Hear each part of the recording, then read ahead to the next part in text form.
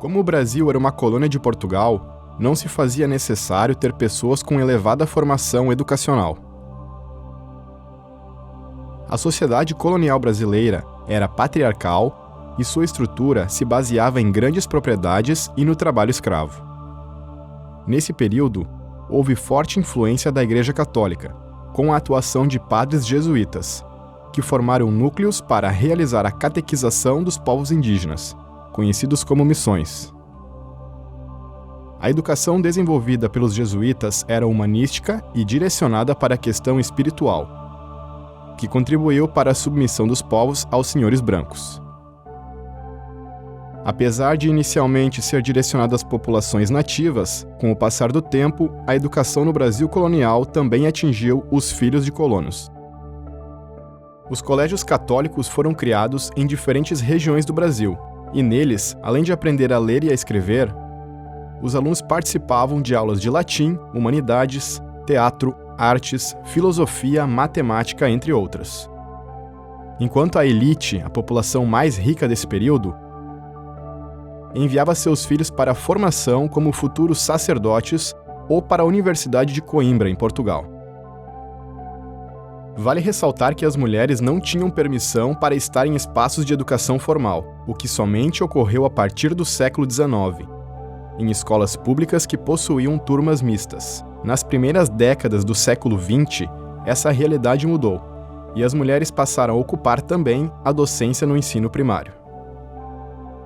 Em 1686, houve a primeira tentativa de criar uma universidade na Bahia, porém sem sucesso.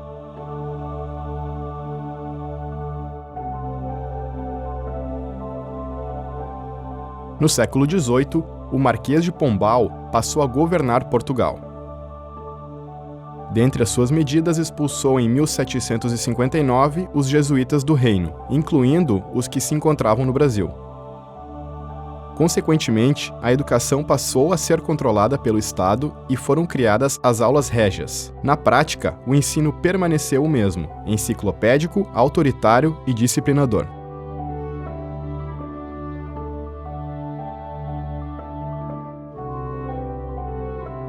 Em 1808, chegava ao Brasil a corte portuguesa, buscando refúgio diante da invasão de Portugal pelas tropas francesas de Napoleão.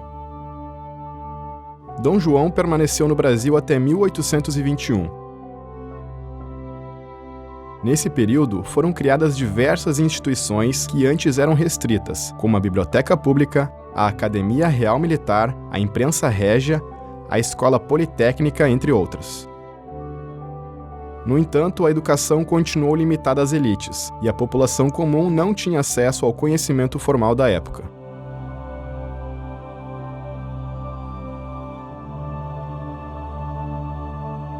Entre os anos de 1822 e 1889, o Brasil independente organizou sua estrutura político-administrativa em um império. A primeira Constituição do Brasil, em 1824, afirmava que a educação deveria ser gratuita a todos os cidadãos, o que na prática excluía grande parte da população, como os escravos, que não tinham o status de cidadania. Em 15 de outubro de 1827, foi instituída a legislação que criou o Dia do Professor, além da indicação de que escolas elementares fossem criadas em diferentes pontos do Império. Dentre os aspectos da educação desse período estão a subordinação das escolas de ensino médio ao currículo das faculdades de Direito em São Paulo e Recife. Com ênfase na oratória, as classes dominantes desejavam que seus filhos tivessem acesso a uma educação mais humanística e não profissionalizante.